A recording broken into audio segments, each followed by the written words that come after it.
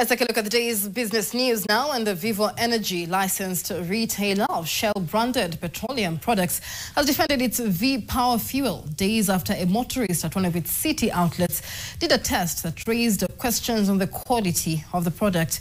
Peter Murungi, the CEO of Vivo Energy, on Friday said that the octane rating of its V-Power fuel in the country is not less than 95, as evidenced by separate lab tests undertaken this week.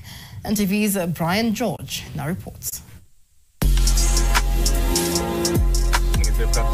Vivo Energy came under fire early this week after a motorist at one of its stations in Lavington published a test that showed the RON of V-Power was lower than 90.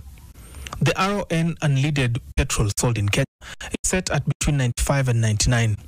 Lab tests on the V-Power at 6 Vivo Energy stations in Nairobi revealed an RON of between 95.1 and 96. RON is an indicator of the fuel stability of a given fuel, with numbers indicating the level of pressure generated during fuel combustion in a vehicle's engine.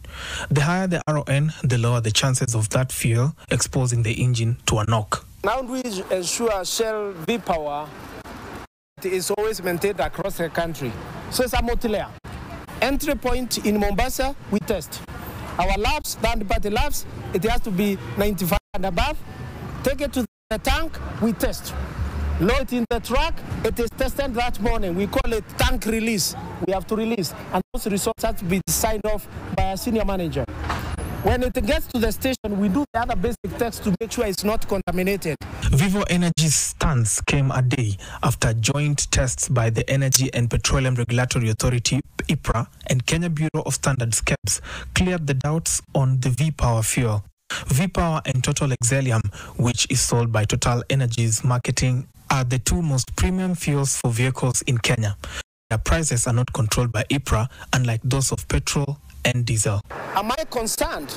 Yes, I'm concerned because somebody purporting to do a process at our station and lying to Kenyans about an equipment that does not meet the standard or a process that does not meet the standard, they have fooled a lot of my customers.